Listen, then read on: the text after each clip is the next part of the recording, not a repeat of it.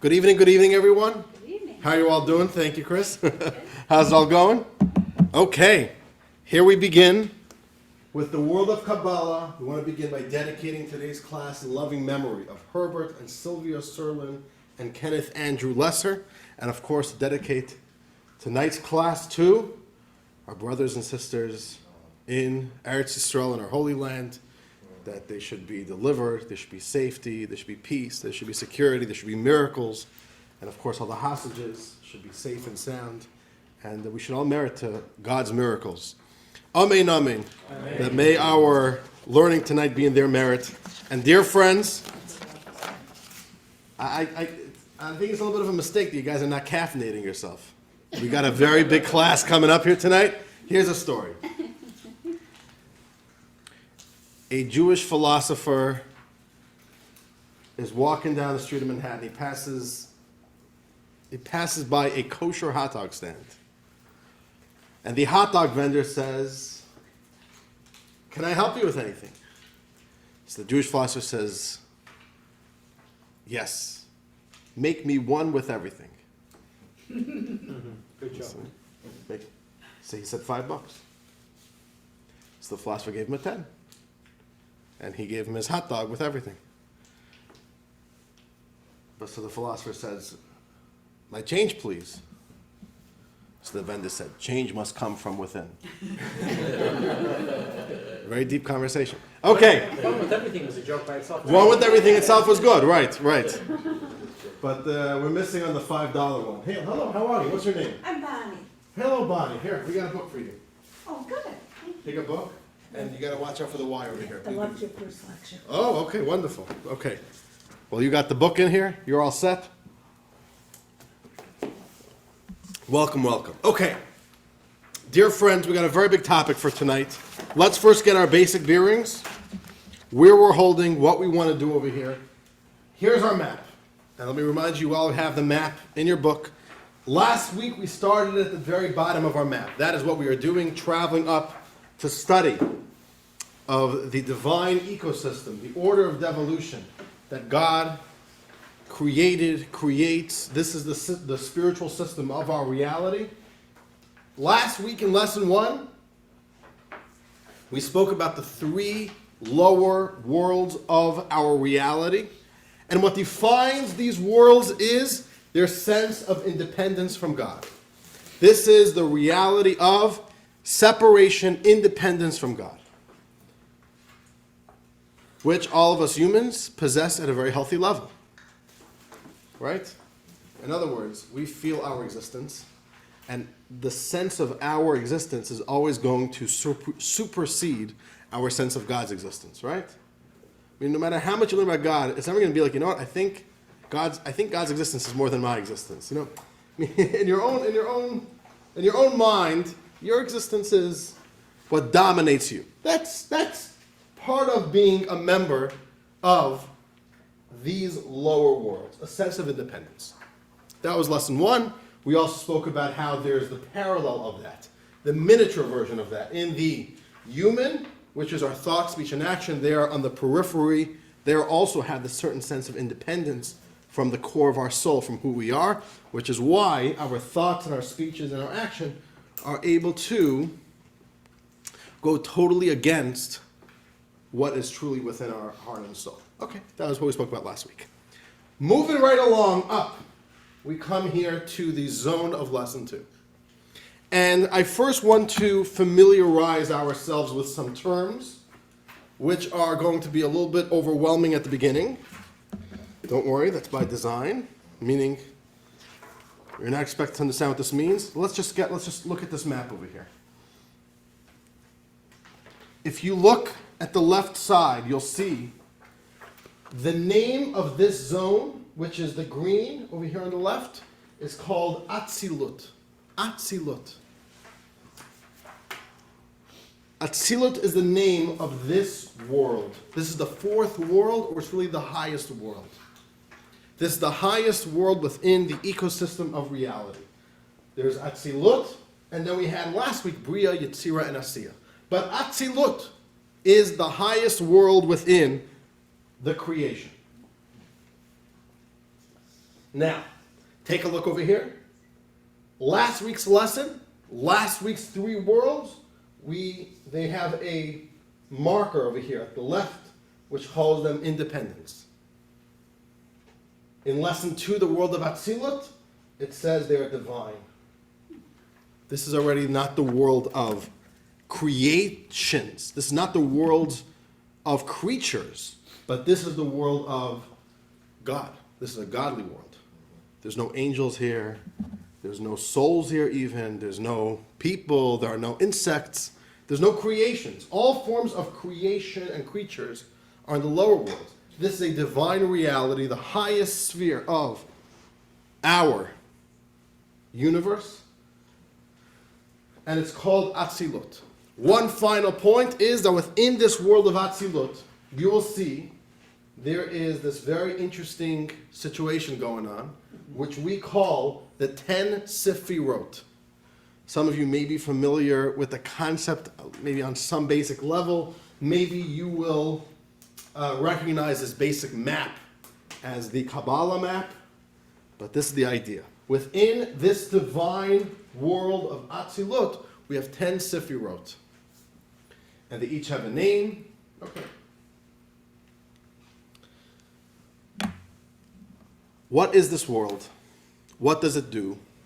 What's its function within our reality? And what the heck does it have to do with any of us, right? Why should I care about it? Like, what's the famous line? What's the difference between apathy and indifference? I don't care. I don't know and I don't care. Okay, so Atzilut, 10 Sefirot, spiritual realities, like, do we care about this? So let's see. But these are the basic concepts, right? So that's what you have there on your screen. Today's class is titled, Lesson 2, The Dawn of Limitation. And over here, you see over here on the screen, what we're going to be covering today, the green part of the map, the world of Atzilut, and in the human soul, that parallels the soul itself. The actual powers of the soul, which, by absolutely no coincidence, perfectly has the exact same configuration of 10 soul powers.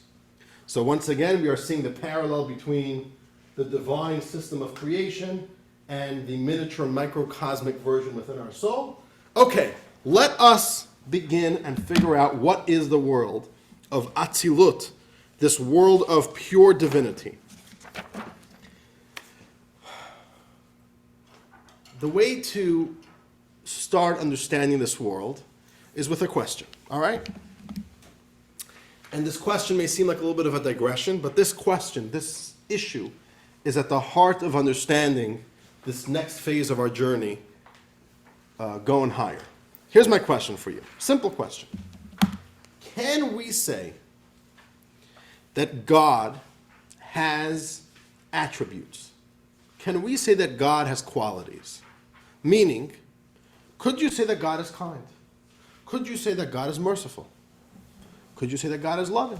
Could you say that God is judgmental? Judging. You say yes. You're confident. You're jumping right there. He's comfortable with this. Can we say God is kind, mighty, wise? Why not? Well, that's a smart question. You know that there's something going on over here. We're trying to build up some tension here. So, okay. Now, the real truth is, well, it seems pretty Jewish to use descriptions for God. It's pretty Jewish. Like, that's kind of what we do in our prayers all the time. Even Rosh Hashanah, we say, Avinu Malkeinu, our Father, our King. You know, that's pretty descriptive right there. So, it's pretty Jewish to give descriptions to God, and you'll find it all over the Torah, all over the Tanakh, all over our scripture. Yeah, we will describe and give positive, great attributes to God. Let's read two texts over here. All right, you ready? I don't remember which side I started on last week. Did I start on my right side? We'll start with you, Marshall. Let's read text 3 and text 4 on page 42. All right? Page 42, you got that? Let's read both those texts. And as we read these texts, I want you to keep in mind to identify the descriptions we use, the attributes we use for God. Go for it, Marshall. 3 attributes: God, with wisdom, founded the earth, with understanding, established the heavens, with his knowledge, the depths were split. So what do we got over here? We got some attributes. What are the attributes? Wisdom, understanding, knowledge. All right. Next verse, Marshall. Text 4. Seven attributes. Unto you, God, is greatness and power and beauty and triumph and splendor, for all in heaven and on earth is yours. Unto you, God, is kingship. Once again, many more attributes. We say this verse every Shabbat when we take the Torah out of the ark. You recognize this? L'cha Hashem, hagedula v'hagevura v'hateferes, v'yanetzach v'yahod, kichol b'shamayim u'v'aretz. Right? So, greatness, power, beauty, triumph, splendor, kingship, wonderful, wonderful attributes. All right. So, seems there's no problem. There is a very big problem. All right? We got a very, very big problem here. On the one hand, we see it is Jewish, the Torah describes God, but this puts us in a really bad place philosophically, theologically. You know why? Because we believe that God is infinite. God is infinite. Now, one of the rules of infinity is that infinity is impossible to describe. And in fact, the moment you describe something, you are creating a limitation upon that object. Which means you can't have both. I'm going to explain this to you. I'm going to share with you the logic of this in a moment. So I see Richard's trying to figure it out. I'll explain it to you. But if you say God is infinite, then that means that God is indescribable and you can't use any attributes. Meaning it's just impossible. It's a logical fallacy. If you are describing God as something, that means he's not infinite. Okay. Now what does that mean that if God is infinite, he can't be describable? And what you can't? If God is infinite, you can't say he's kind. So I'll demonstrate this to you. Let's do this together. Close your eyes, and I want you to imagine an infinite table. All right, just visualize in your imagination, with the eye of your mind, an infinite table. You got the table? It's in your mind?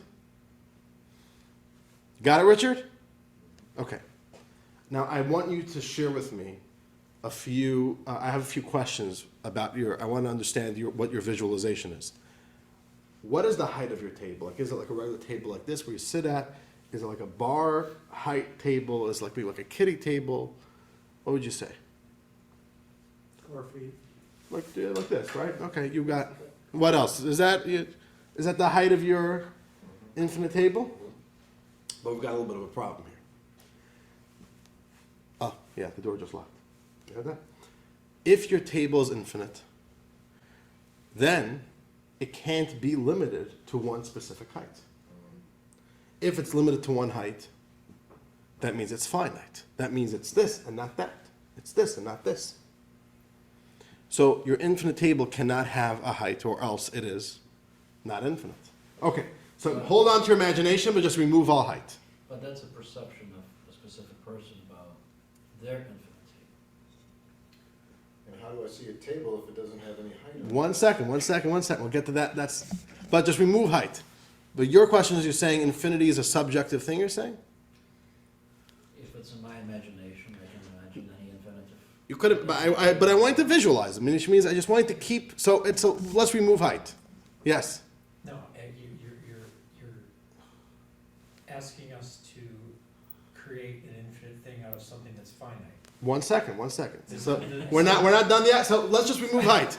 Next question. What general shape is your table? Is it square, rectangular, oval, circle?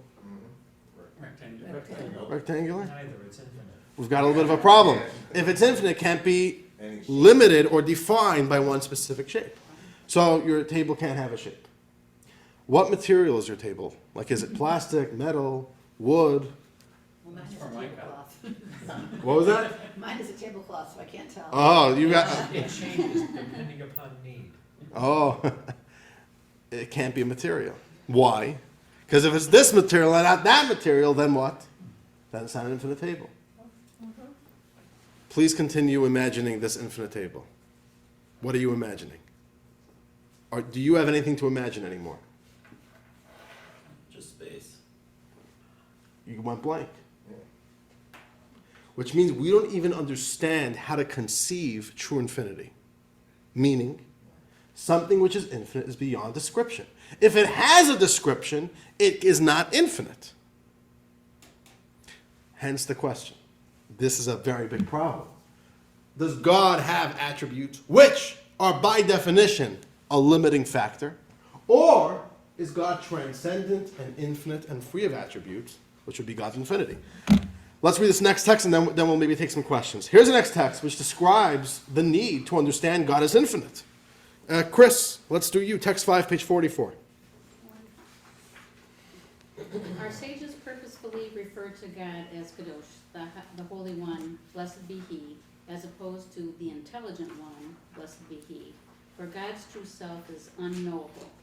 All that we know about God is that He is detached from and beyond every form of physicality in any existing entity.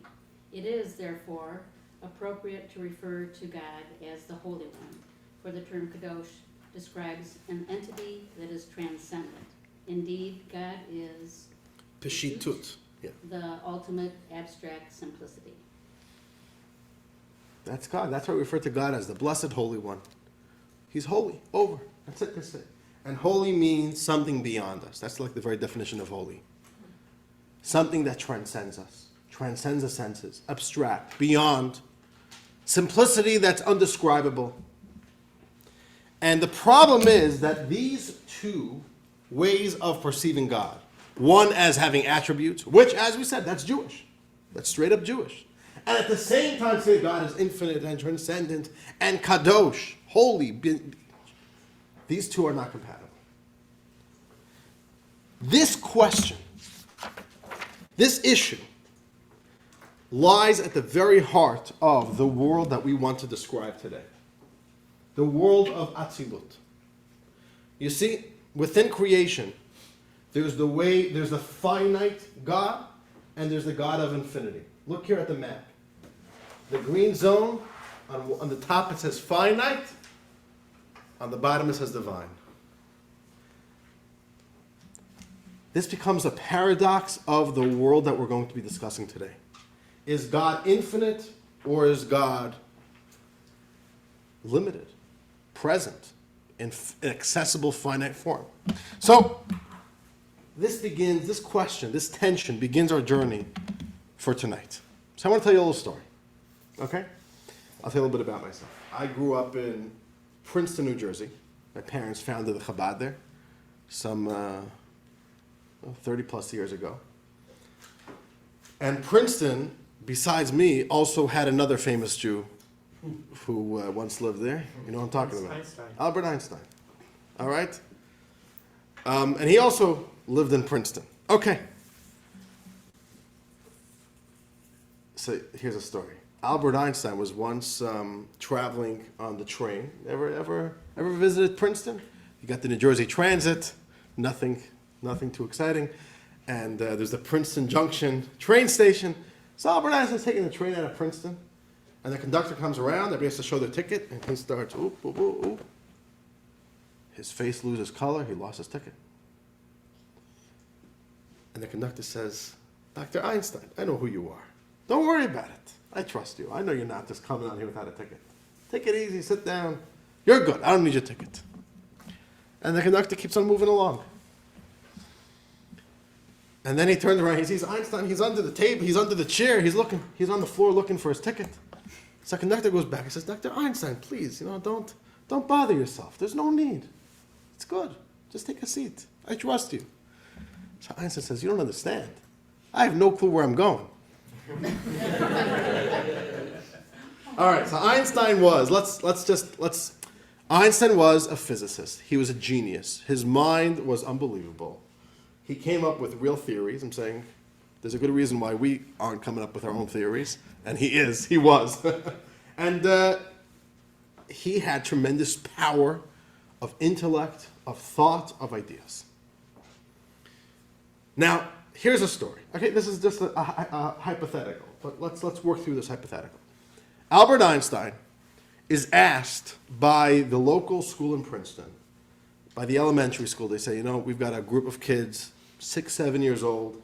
They've all done really well in their science class, and we want to reward them with a half-hour presentation by Albert Einstein. Can you please come and give a half-hour presentation on the theory of relativity or the atomic theory to this group of children? And he's like, please. No, I can't explain it to kids. By the way, Einstein said that if you can't explain something to a 6-year-old, that means that you don't understand it. All right, that's a quote allegedly from Albert Einstein. Okay. So he said, but you said that you have to be able to explain it to a 6-year-old. So you got to be able to explain it. So he says, you know what, I'll come there and I'll talk about my childhood. I'll just say some stories for a half hour. They say, no. The children want to hear atomic theory. We want to hear your theory on whatever one of his theories he's going to deliver, okay? So what does Albert Einstein have to do? He has this deep, vast, complex, powerful concept, which is so abstract, so difficult. He sits down and he works through this concept until he finds one central point that he feels, this I could share. I think this could be relatable to children. And then I have to figure out how I'm going to say it, and how I'm going to explain it this way. I'm not going to explain it that way. And I'm going to use this example. And in this specific order. Okay. If I boil it down to a certain form, to a certain limited form, I can share my idea. And that's what he does.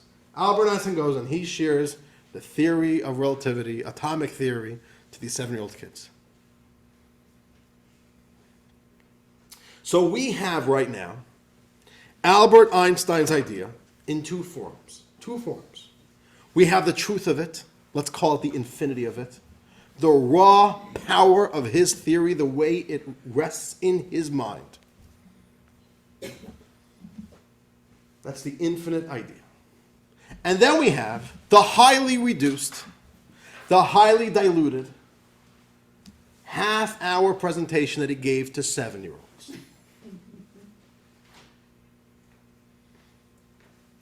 Here's my question. Could you compare those two? Sure. It's a difficult question. On the one hand, you could. They're both atomic theory. They are both nothing more and nothing less than Albert Einstein's theory. The only difference is that one is in its raw, powerful glory. The other one is in a highly limited form. But they both are still Albert Einstein's mind. It's the very same idea, essentially. This is a little bit of an analogy. I'm going to keep on going back to this analogy as we keep on going through this class. But this is an analogy I want to share with you. God presents himself in two ways. There's two truths. And I want to read this with you right now. This is fundamental. There's God's infinity, which is right up here on the map. We call this Or Ein Sof, the divine infinite light. And then we have today's subject matter, the world of Atzilus, which is where God presents himself, inserts himself within creation in highly limited, defined form. 10 specific sefirot. And that's what we need to understand right now. This idea. Both are true.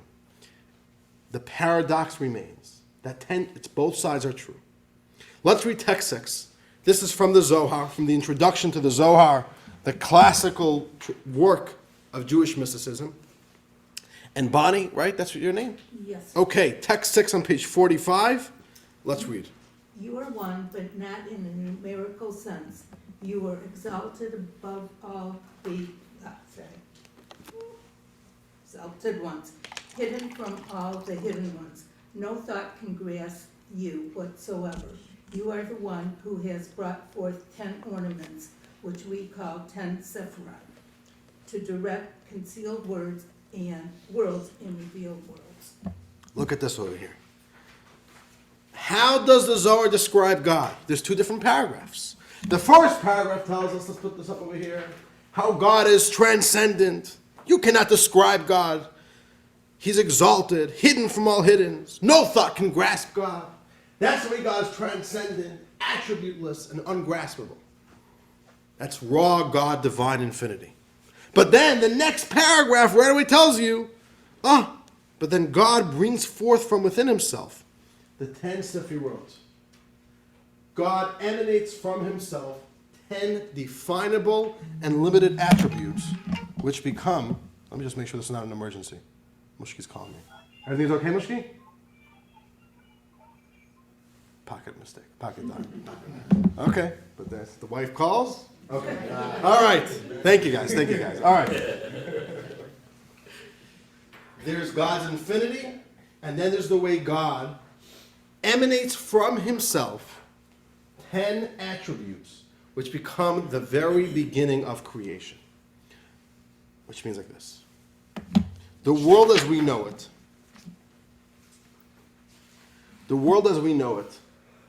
is a finite world, is a world of description. We could describe everything. God is infinite. The world is finite. The beginning of the world, God doesn't rest and sit and exist outside of our reality. God is within our reality. What God did was create finite form for himself. And we're going to describe what this means. And that becomes the genesis of reality.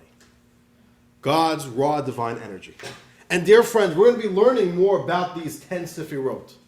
But these are the very building blocks of creation. All of reality is created based on this model. God created the world with this model.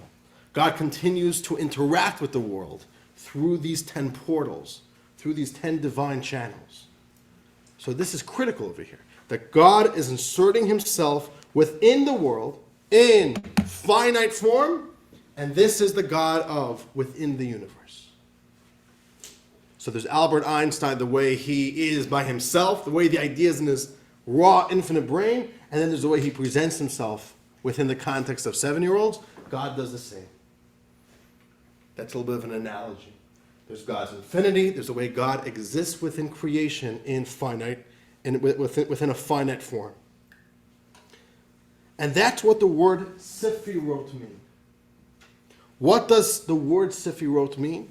Let's read text 7. Alex, where about you? Page 46. Some have linked the word Sephiroth to the word mispar, number, which indicates a state of finitude. What's a number? A number is the very genesis of something describable.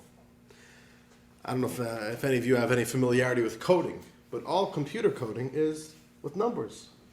Numbers becomes the very beginning, is the very essence of being able to describe something, a form, a function, a structure, a construct. It's this, it's not that. So this is how God, the 10 Sefirot mean, 10 finite representations of God, 10 specific, limited expressions of God within our world. And again, a little bit later in today's class, I'm going to describe a little bit more exactly what the function of the Sefirot are. But this is the basic idea, the way God enters the world. Now, there are part of this tension, there's two very critical ideas we have to understand. To truly understand what the world of Atzilut is, we need to recognize two truths at once. The world of Atzilut is not a creation. God didn't create this world. This world is divine. This world is God himself. What's the example for this?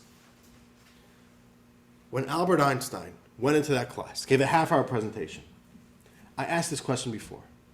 Did he share his atomic theory? Or did he share his theory of relativity? Was it Einstein's theory or not? Yes. Yes. So you could say, but it wasn't the real deal. But it still was. It was. It is. It wasn't complete. It wasn't in its full glory. It was highly limited. But it was it. This was Albert Einstein's mind. The same thing over here. This world, you cannot make the mistake that this is a creation, that God is making something extraneous to himself. There was a God, and then God made a world, something else. This world is God, which means even though it's so finite, it's still God. The fancy word is called, it's an emanation. What does an emanation mean? Like a manifestation, like a ray. I'm gonna explain this to you in a moment. But this is the idea. This is not a new creation. This is God himself. Only what? That God is limiting his manifestation. That from within God's infinity, he's finding 10 specific points of energy. Limited points. And only those God decides to emanate into this reality. And those become the 10 specific, limited representation of God within our world. But it's still God. It's not a new identity. It is still divine. Let's read that in text 9a. All right, text 9a, page 47. No, Alex, you read this too. The last text was very short. 9a, page 47.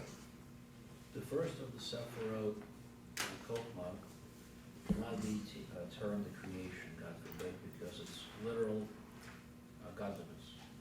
Rather, God condensed his light to the extent that he could manifest himself in Chokhmah and the other attributes.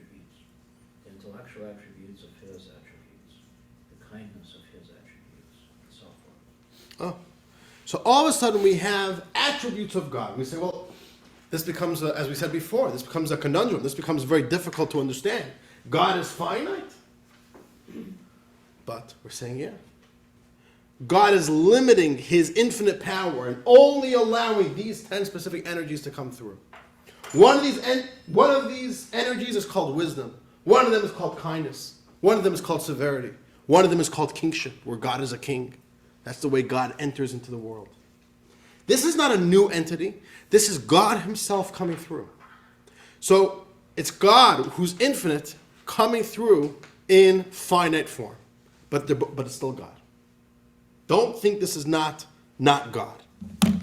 What's an example for this? What does that mean? That we have a reality which is finite, but God is infinite. But even within this finite very beginning of the energies of our world, it's still God.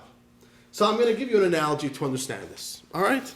And here we have the term Sefirot, numbered entities, 10 specific definable attributes that God manifested from his infinite self. Here's my example. Here is a piece of paper. What does it say on this piece of paper? Nothing. Or what could you say? Everything. Oh, there you go. Perfect. Would you say Or it says everything. Meaning what? It's infinite. Oh, this paper is infinity. Meaning no, I understand. In dimension it's not.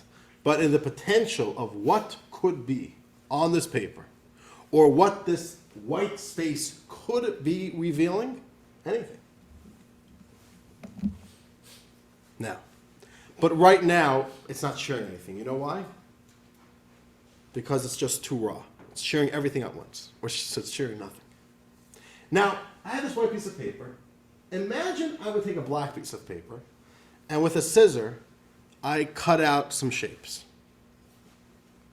And then I have this black piece of paper, watch what happens, with the cutout, and I place it on top of the white piece of paper.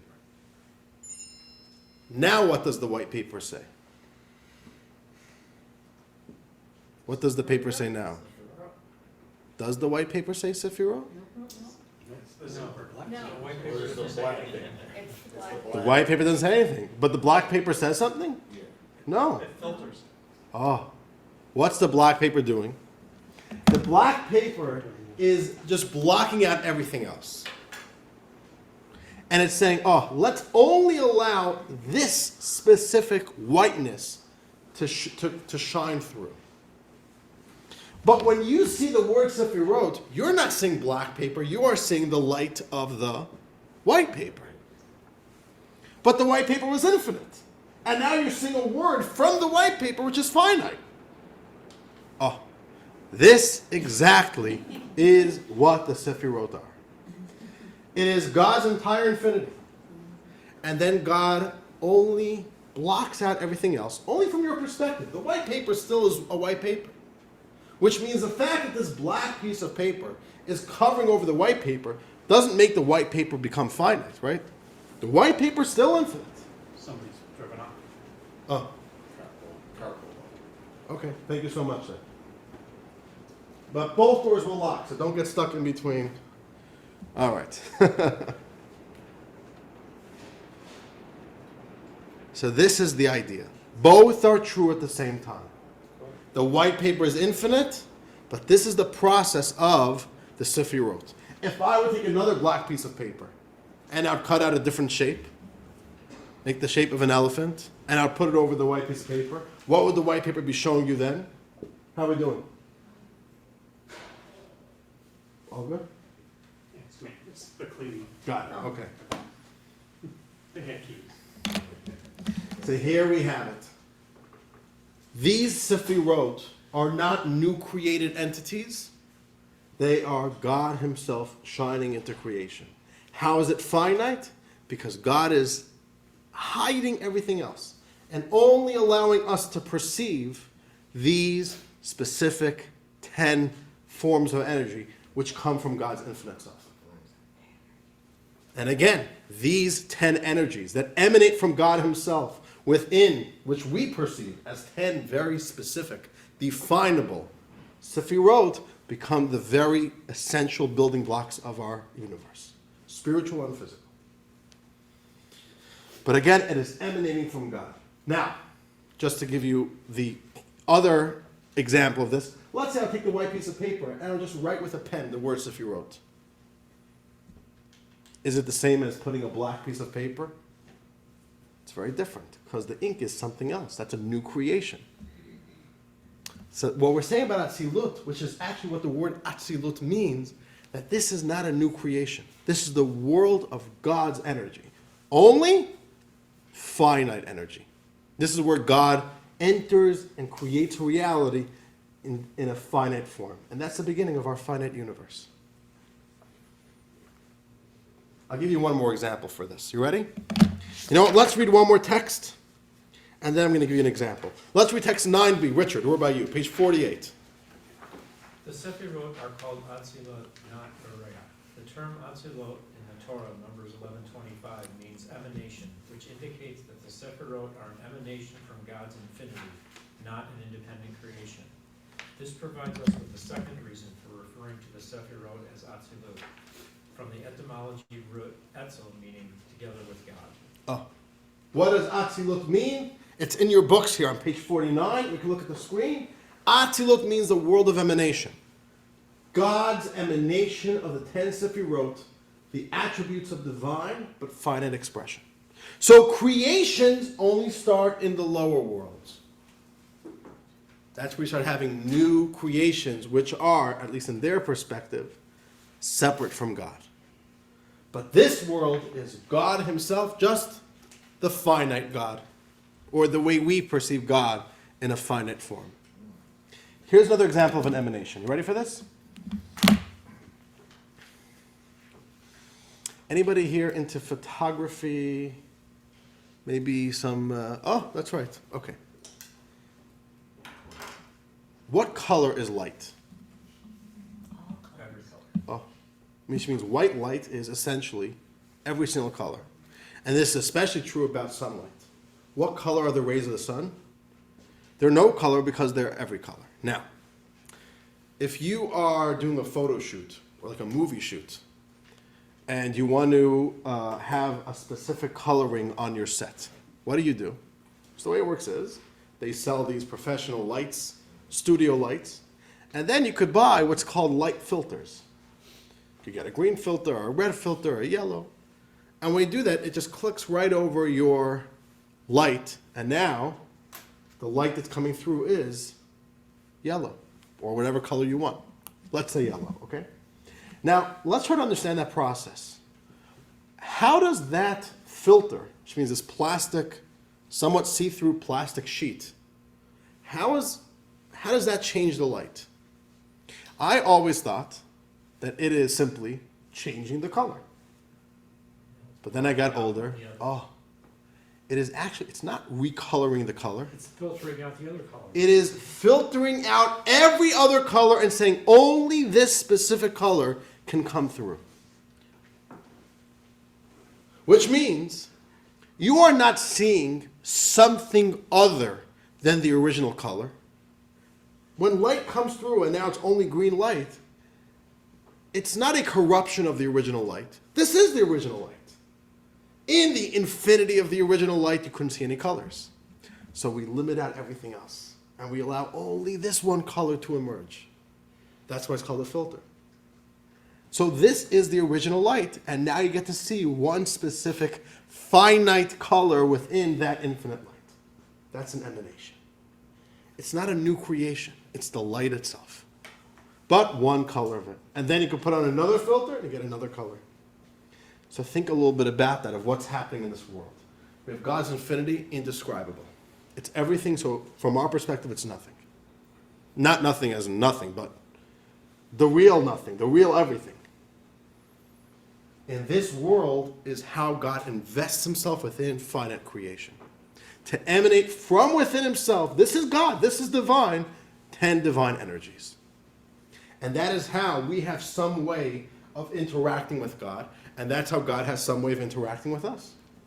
Because, now we have a stage where we both share the same language of finite reality, where God could interact with us and we could interact with God. So, this point is, the world of Atzilut is not a world of creation. Creation means that it's something other than God. It's God creating something. Atzilut is God himself investing himself within finite form. How are we doing? Good. Okay. One more point. But at the same time, imagine Albert Einstein gives his half-hour presentation to the kids. He's like, wow, okay. Sweated that through. We were able to do it. Now imagine this kid goes to college, and he is going into his physics class, and today the topic is atomic theory. And this now young adult, I don't know if you'll agree with that, okay. Whatever. This college kid, he tells professor, I'm going to sit this one out, because you're going to tell me about atomic theory?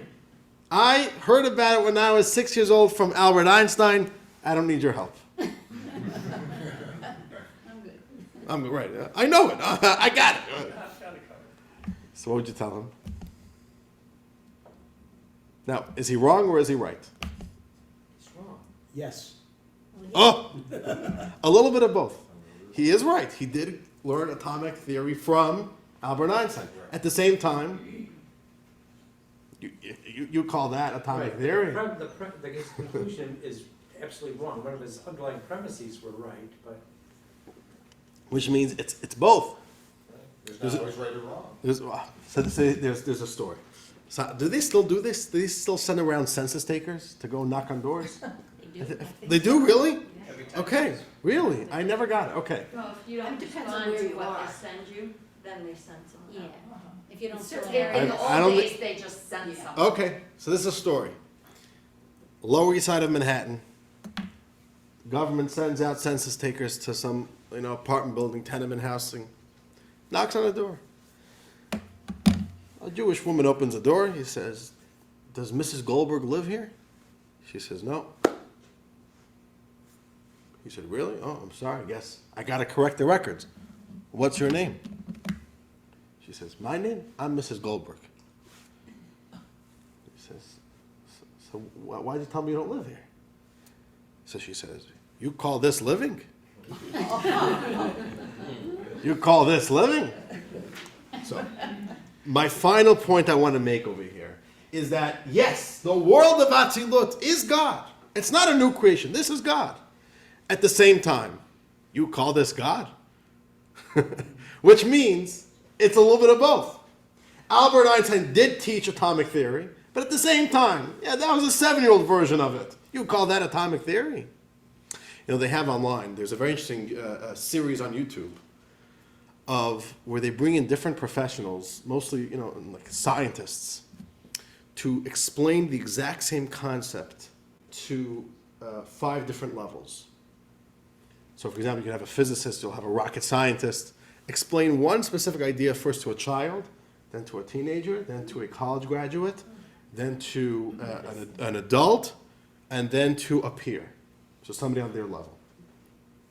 So you get to watch the evolution or the process of an idea having to be unbelievably simplified for a child, and it can go up a little bit for a teenager, and then you make your way up. And you realize that, on the one hand, you're explaining the concept to a child, and it works. They bring in a 5-year-old child, and now you have to have a rocket scientist explain to a child, what is something? I don't know. But you call that the real thing? So, on the one hand, we're screaming from the rooftops, if you want to understand the world of Atzilut, you need to appreciate this, the world of God. This is not a world of creation. This is God. But at the same time, you call this living? This unbelievably finite expression of God's emanations. That's God. You can't call this God. God is infinite. So therefore, in Kabbalah, they came up with a term to describe this concept, this paradox. It is God, but how can you call this God? They call the world of Atzilut, they call the world of emanation as godliness. It's not God, but it's not either not God. It's godliness. It's a manifestation of God. Let's read that in text 9c. Shana, page 49. Text 9c, page 49. The Sephirot are utterly incomparable to God's essence. For that reason, we refer to them as Elokut, godliness, as opposed to Elokah, God himself. Oh, there's God, Elokah, and then there's Elokut, godliness. Isn't that nice? That's a cool way to put it. So this is the world of godliness, the world of how God manifests himself, emanates from within himself into our finite world, and it's God, but it's also, you call this living, godliness. So here's a little story. Well, are you ready for a story? This is a very deep story, a Hasidic story. So, the founder of the Chabad movement, his name was Rabbi Shneir Zalman of Liadi, the Alter Rebbe, the author of the Tanya. Okay? He had a grandson who would be his eventual successor. His name was Rabbi Menachem Mendel of Lubavitch. Rabbi Menachem Mendel Schneerson, who was the great-great-grandfather of the more recent Menachem Mendel Schneerson of Lubavitch. His mother, he was a young orphan. His mother passed away when he was 3 years old. And his grandfather took him in and became just personally took care of him, raised him. And these are two great people. Even as a child, he was a great. So here was a little conversation. The grandfather, Rabbi Shneir Zalman, is holding his little grandson on his lap. They're sitting on a chair. And he challenges his grandson. He says, "Where's Zaidi? Where's Zayda? Where's Grandpa?" So he pulls on his beard. He says, "This is Zaidi." He says, "No, that's not Zaidi. That's my beard." So he holds onto his arm. He says, "This is Zaidi." He says, "No, that's not. That's my arm." So he then pulls on his leg. He says, "This is Zaidi." He says, "No, that's my foot. That's not Zaidi." So the child tries different things and he gives up. And then the grandfather puts him down, walks out of the room, and all of a sudden he hears a cry, "Zaidi!"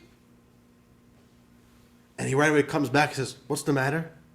And the little boy says, "Oh, that's Zaidi." It's a deep story. What's the story? Our soul and our body are a perfect example of this process.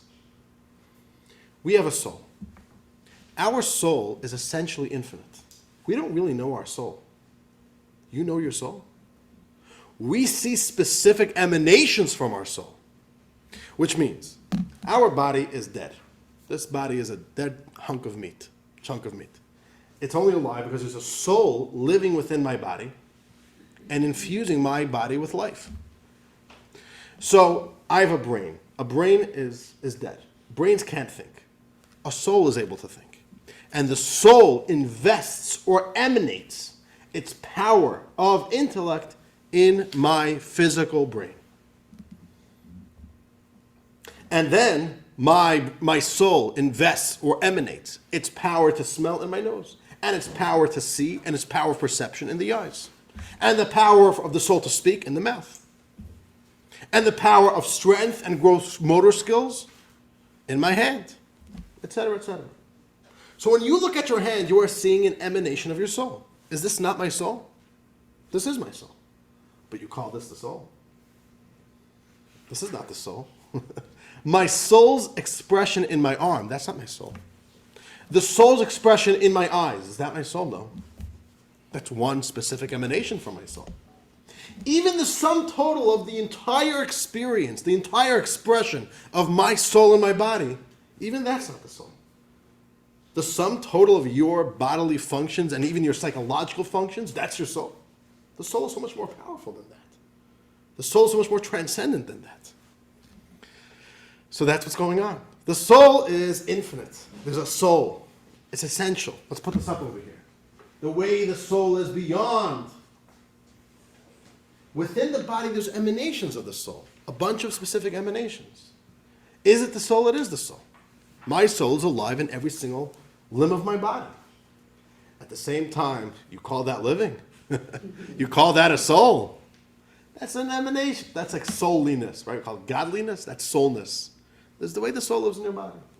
There's the emanation of the soul. There's the soul itself. What we just explained, this concept, emanation, it is God. It's not something other than God. It is God. But at the same time, it's so limited. It's such a limited expression of God that we can only call it godliness. This is what the world of Hatzilut is.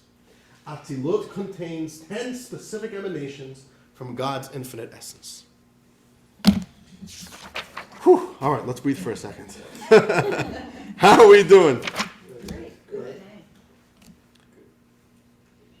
Am I losing you?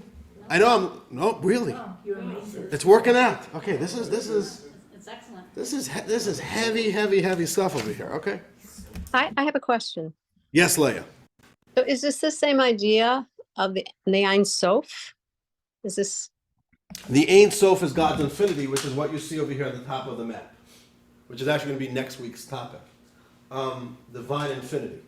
And then there's the way divine infinity emanates within creation, which happens in the world of Atzilut. Okay. So, now we understand what the concept of emanation is, what it means. And now let's talk at least a little bit about what are these 10 Sefirot. So God emanates from himself, hides everything else, filters out everything else, and only allows in 10 very specific manifestations from his essence. And we have 10 Sefirot. And look at page 53. Here's a very quick rundown of the 10 Sefirot and the 2 verses that we read at the very beginning of class that Marshall read. In those 2 verses, you have all 10 Sefirot. There's Chachma, wisdom, Bina, which is comprehension, Dat, which is knowledge, Chesed, kindness, Gevurah, strength, Tiferet, beauty, Netzach is victory, Hod is splendor, Yesod is foundation, Malchut is kingdom. Now, dear friends, the concept of the 10 Sefirot is a massive subject in Kabbalah. The more you understand the Sefirot, all of nature is rooted in 10 Sefirot. This becomes the very elements of creation. Everything in this world is created from these 10 Sefirot. This is how God is present in the world. This is how God interacts with the world. And this becomes the very energies that create our world.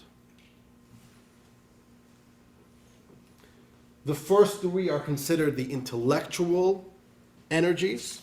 Then we have the emotive energies. The 7 days of creation correspond to the lower 7 Sefirot. And the 7 lower Sefirot are considered the very building blocks of creation. Take a look here at page 58. Page 58, turn a few pages here.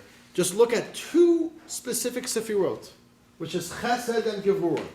And it shows us how different elements within creation, and this focuses mainly on physical creation, but this is true about spiritual creation, are rooted in one of these Sefirot. They're rooted in one of these specific energies. So there's fire and water, light and darkness, sweetness and bitterness, silver and gold, milk and meat, donkey and ox, joy and sadness, wool and linen, white and red. Everything in creation is rooted in different Sefirot. There's angels. Some angels are the creation of this Sephirah. Some other ones are from the other one. So this is a little bit larger than today's, than what we could really chew on for one class. But these Sefirot become the very, very essence of nature itself, of existence itself, spiritual existence and physical existence. So we have the 10 Sefirot, and just like paint, like colors, essentially any type of color on the entire spectrum of color is really the product of just three very simple colors. You mix them, you can get any color. Those are not three colors, though. Red, green, and blue. Yes, that is true. The RGB. the colors that you get when you add to get white are red, green, and blue, right? Not yellow. Red, not yellow. Red, green, and blue, right? RGB or CYMK, depending how professional of a printing job you're doing. Magenta, right? Also, you get all these complicated colors. What was that? Magenta's a negative, not a positive. CYMK. Okay, I don't know. But RGB, right? This is the green. So the 10 Sefirot combine to create literally everything that is. So it's God entering into creation, and that becomes the very genesis of all creation. Now,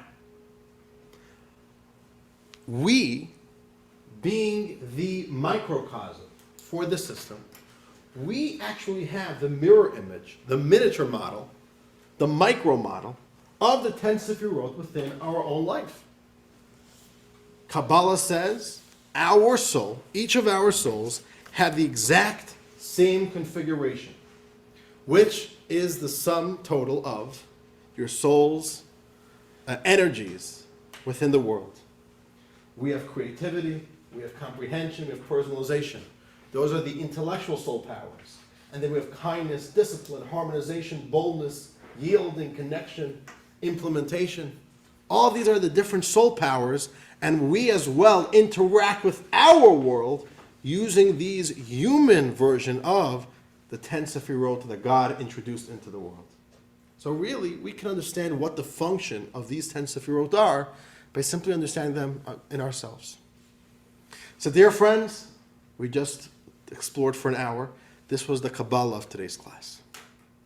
What is the world of Atzilut? What does it represent? What is its place within the entire system of Kabbalah, of the order of devolution? Let's right now watch a video, be a little bit of a breather. This video will walk us through the 10 Sefirot, what they represent within our own human psyche, and that will give us a little bit of an idea of what these energies are doing within all of existence, how God inserted them into the world. So here we go. What does a painting, a piano, and the primordial pegs of creation have in common? The human eye can detect about 10 million colors, but what we are actually looking at is a tiny group of primary colors that combine in millions of variations of ratios that drench the universe in delightful and awesome visual coloring. A similar principle works for music. Innumerable melodies exist, which can be played on countless forms of instrument. But the wonder we are hearing can be stripped down to just a petite handful of primary musical notes. That's how God created the universe, with just a basic handful of spiritual elements that combine in myriads of ratios to form the splendid symphony of creation. God first created the mystical Sephirot, 10 divine channels through which is infinite light to be condensed, contracted, and then released as individual attributes that could eventually give rise to a diversity of finite creations. Let us make man in our own image, said God. No sooner said than done. Man was created in his Creator's image with his own internal set of 10 attributes through which he operates.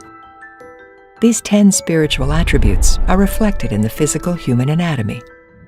Let's go through them one by one. Sephira 1. Chokhmah.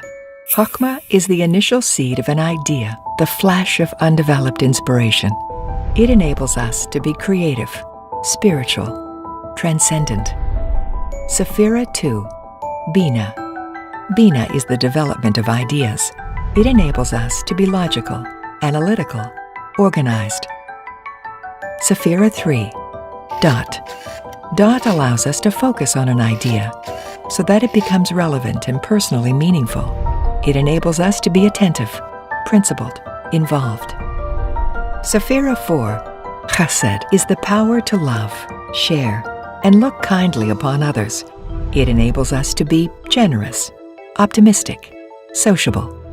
Sephira 5. Gavrura is the power of discipline and restraint.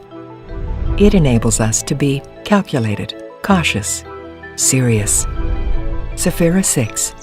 Tiferet is the power to empathize and harmonize kindness with strictness based on the needs of others. It enables us to be balanced, empathetic, harmonious. Sephira 7. Netzach is the power of determination to overcome challenge. It enables us to be persistent, forceful, daring. Sephira 8. Hod is the power of humility, gratitude, and submitting to a higher cause. It enables us to be thankful, devoted, accommodating. Sephira 9. Yesod is the power to focus on others and to build genuine relationships. It enables us to be selfless, altruistic, loyal. And last, but not at all least, Sephira 10. Malchut. Malchut has multiple functions. It is the power of speech and action, effective communication and leadership, and to be receptive to others. It enables us to be leading, communicating, achieving. So there you have it, the 10 components of the human self, the internal mechanism upon which all intellect, emotion, and actions run. God used tens of Sephirot to create his universe, and we use our 10 Sephirot to shape our miniature universes. All right, how was that? Good. That was good. So we're getting a little bit of an idea. I'll share with you something. I have a book in my house, a full, big, thick Hebrew book, that the whole book is dedicated to describing what each of these Sephirot are, what it is in the cosmic Sephirot, what its energy is, what it is also within the human soul. So I'm just giving not even an overview. I'm just telling you about it in a brief sentence. This could be a whole course for itself, but we'll leave that for another time. Here we get the basic idea of what is happening here in the world of Atzilut. And dear friends, we have about 25 minutes left. What I want to focus on right now is the relevance of what's happening over here. We're learning about this world, which is not, of course, right? It's not a physical world, somewhere out there. The world of Atzilut, the world of emanation, which is really the very beginning of creation, of existence, where God is inserting himself in a very finite form to create a universe. This is the world of divinity, where God is there, the world of godliness. What does this have to do with us? You could think it has nothing to do with us. Okay. Nice information.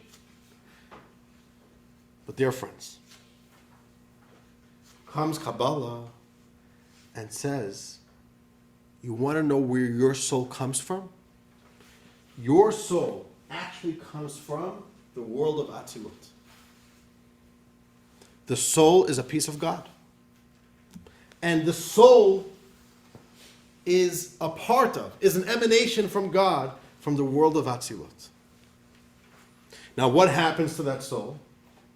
It travels down into the physical universe. And the soul enters into a body within this physical universe. But what we just learned about is actually about home turf. That's home. That's where we're really from. A place of raw, pure godliness. That is the essence of our identity. And this is what we actually say every single morning. Part of the daily prayers Right when you wake up, there's a very short prayer. I'm sure some of you are familiar with it. It's called Modani. Very short prayer. We thank God for waking up to another day. Thank God for giving us another day. But then, after you wash up, get out of bed, get downstairs, but before you drink your morning coffee, there's a short little section at the very beginning of our siddur called Morning Blessings. Morning Blessings. It takes maybe 3, 4, 5 minutes to say. Pretty brief. And there's a lot of thanksgiving. We thank God for our soul. We thank God for functionality. I'm just going to close the door over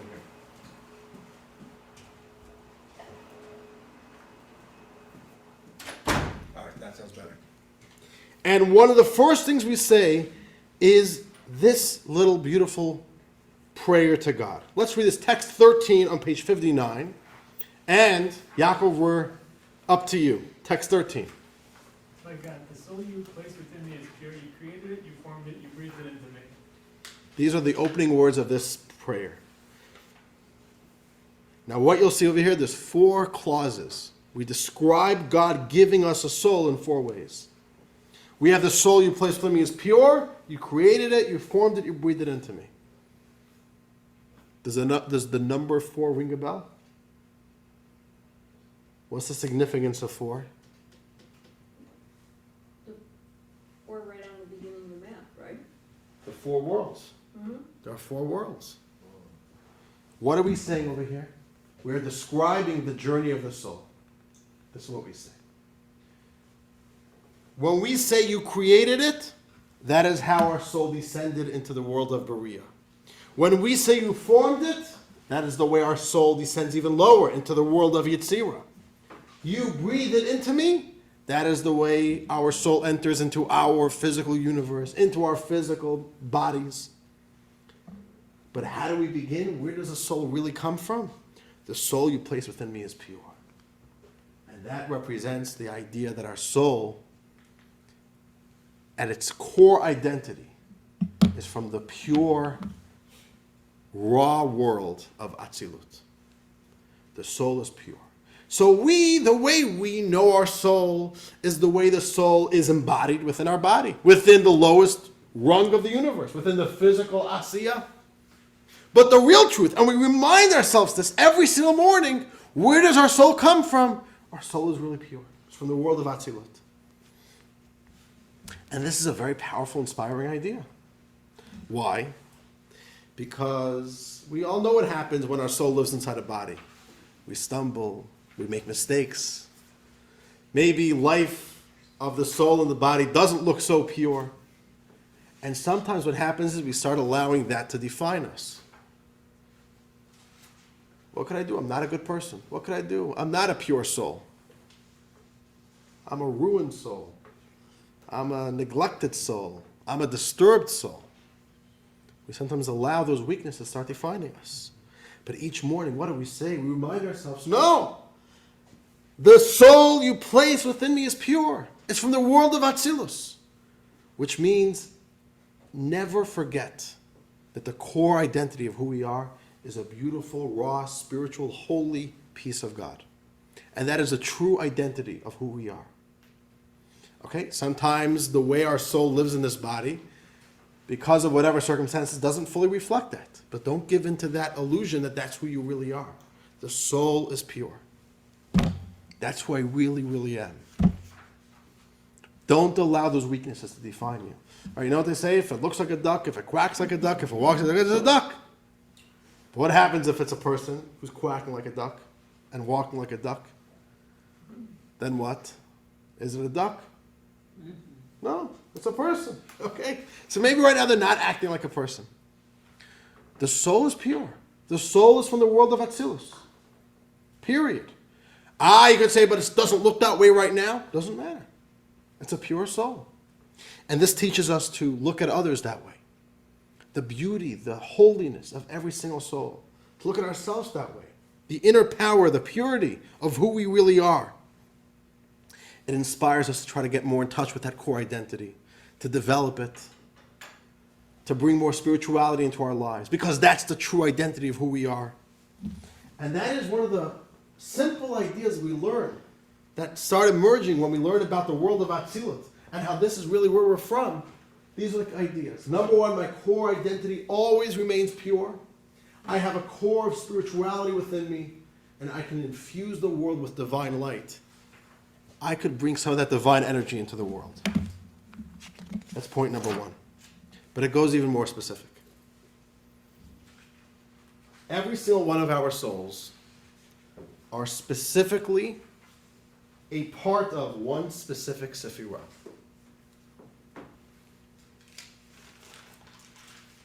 So we all come from the world of Atzilus, from the world of Atzilut, but specifically each of us have one specific identity, one specific energy, which becomes the identity of our soul.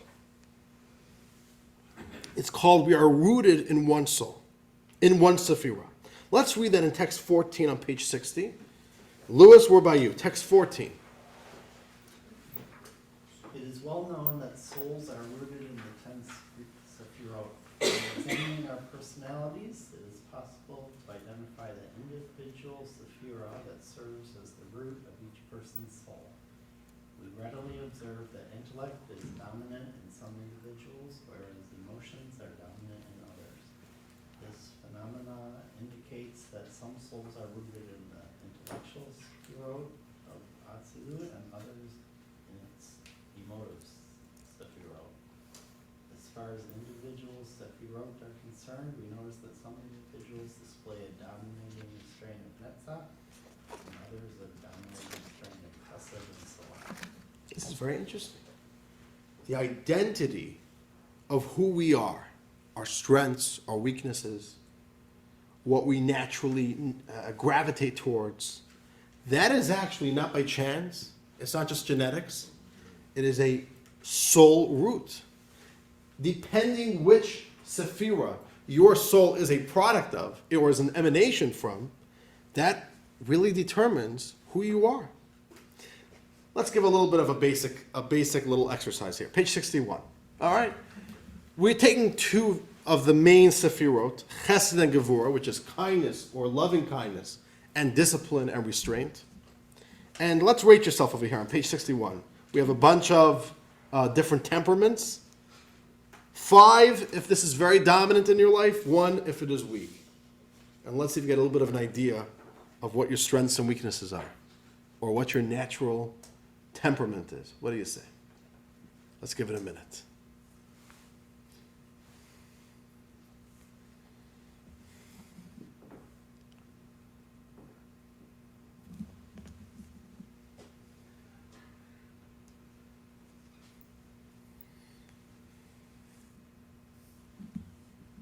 How's it going? You getting a little bit of an idea?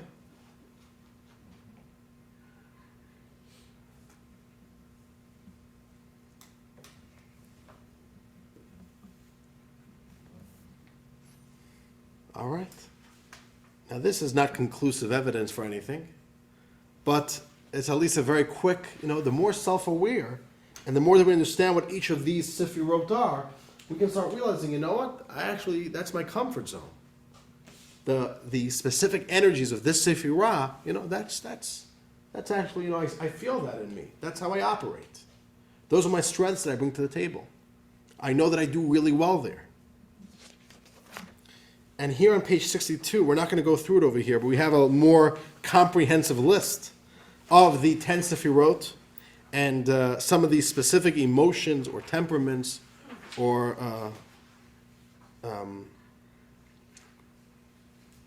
different characteristics that are the reflection of these 10 Sephirot. Now, why is this relevant? Now, dear friends, our soul comes from the world of Atzilut. This soul is divine. It's raw divine energy. It's pure. It's holy.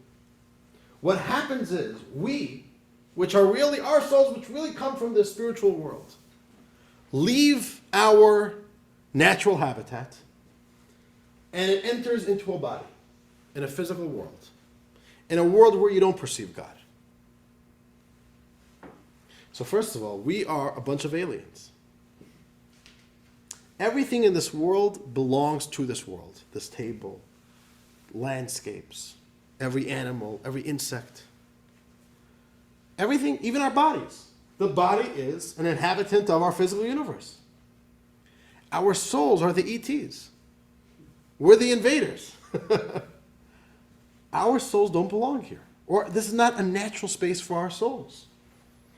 Our souls are ambassadors. Our souls are emanations.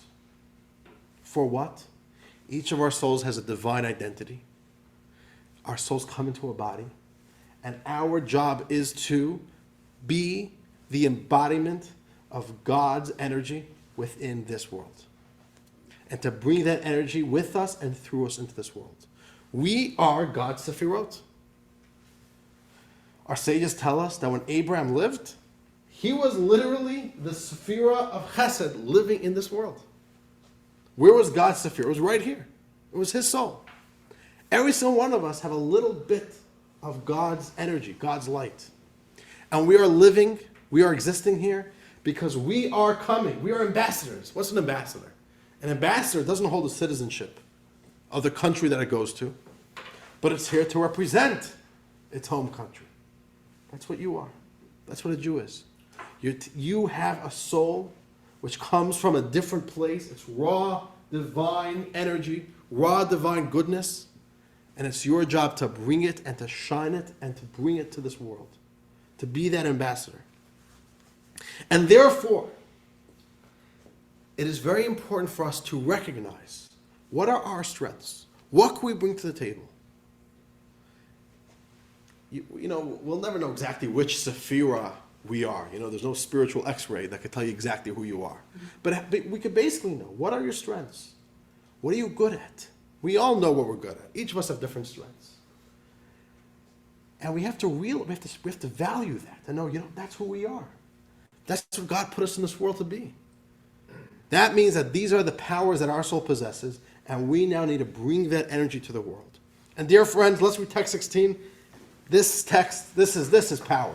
I love this text. Jim, take it away, but give us all the energy that we need for this text. This is from the Rebbe, how he shares with us this concept. God provides each individual with a unique set of abilities. Each of us must pursue our divine mission in accordance with our specific abilities and potentials, for they indicate our personal responsibility in life. Say, for example, that God gave you significant intellectual abilities. It is your duty to utilize those abilities to study Torah and to invest all your energy into this endeavor. True, you are required to observe the other mitzvot and to commit yourself to all obligations shared by all Jews. Nevertheless, since you have a unique aptitude for Torah study, you need to be extra particular and passionate about it. Or if you are graced with strong emotional sensitivity, it is your duty to utilize this sensitivity to show love and care to others. This includes sharing Judaism's rich heritage with Jews who never had the opportunity to learn about it, and inspiring them with love for God and love for Torah. Again, you are also obligated to study Torah and to observe the other mitzvot, but your main passion should be reserved for the above stated activities, as indicated by the very fact that you have unique abilities in this area. Perhaps you are pragmatic by nature. You know how to get things done. In that case, your duty is to achieve practical projects. If there is a need to establish an institution for Jewish education, for example, it is your calling to put your abilities into practice by actively pursuing every effort to open the institution. If there is a need to solve a particular challenge that inhibits the student's performance, the building is too frigid, the dorm requires cooling, make it your duty to solve the challenge expeditiously. Or perhaps you can effectively alleviate the plight of the poor and homeless and the like. Certainly, you must also study Torah and act with emotional sensitivity, but your overreaching purpose is to get things done. So Rebbe gives us a few examples over here. And the Rebbe is saying, who you are is not by chance. We are all part of a cosmic plan. Each of us have a different identity, rooted in specifically one Sephirah. And we have to lean into those talents, into those strengths, into those natural comfort zones. And that is God telling you, this is what you represent in this world. And now do your part. Be your ambassador. Shine your light. And be that Sephirah within our world. There's a Hasidic story, it's pretty well known. It became like a folklore story. There was a great Hasidic rabbi, they called Hasidic masters. His name was Rabbi Zusha of Anipoli. Anipol is a town in Ukraine, right? Mm-hmm. Anipol? Where is it? I don't know. It's a little shtetl, I think. Rabbi Zusha of Anipoli was a friend of the Alter Rebbe. The Alter Rebbe wouldn't publish the Tanya without getting a written approbation, it's called. Approbation, that's too fancy of a word. Like in the back of a book, what do they have? The accolades or not accolades? What was that? A blurb. A blurb, yeah, just say it's good, say it's nice. So no, he said Endorsement. endorsement. Oh, he went to have his endorsement. There we go. Okay, that's a good word. There we go. So Rabbi Zusha, he was on his deathbed. He's surrounded by family, friends, his students. And he shares, when I go up to heaven and I have to face God again and face the heavenly court, and I'm going to have to do a reckoning of my life here on earth, I'm not at all scared if they're going to ask me, why weren't you like Abraham? I'm not scared. And if they ask me, why weren't you like Moses? I'm not going to be scared. But boy, am I freaked out if they're going to ask me, why weren't you like Susha? Why weren't you you? Why? Don't be. You have strengths. There's what you could do, not what the other person could do. What you could do, what your abilities are, what your strengths are. And that's what you're meant to do. So what we're learning over here is that this whole world, this whole reality of God emanating his energy into the world, it's also a highly personal subject. Because this is the root, this is the home base of our soul. Dear friends, this was a big topic. This is a big topic, no?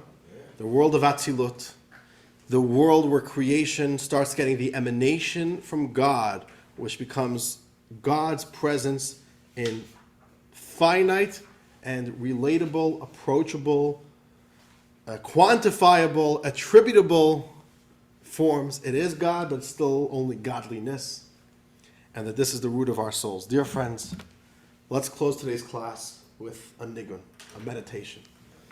Because that's how we do it. You learn the teachings of spirituality, and then you have to also chew it over with the music. You'll study the teachings of Hasidus, and then you have to absorb it with the tunes, the songs of Hasidus. So dear friends, we're going to have another song, wordless. This is one of my favorite Hasidic songs. It is so, I literally feel that it's piercing right through the heart.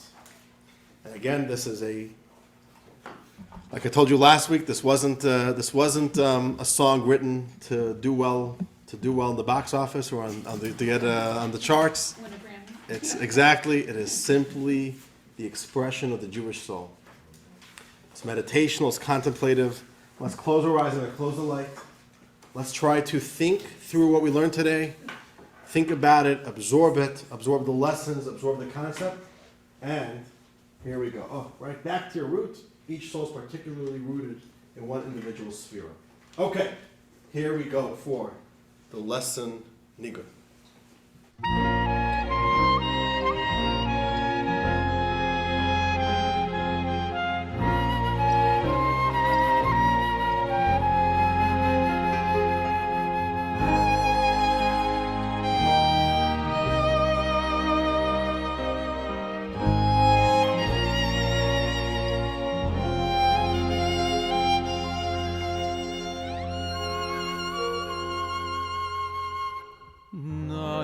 na na na na na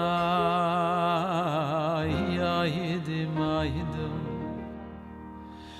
na na na na na ya yedim aydo oh yeah oh na yedim aydo na na na na na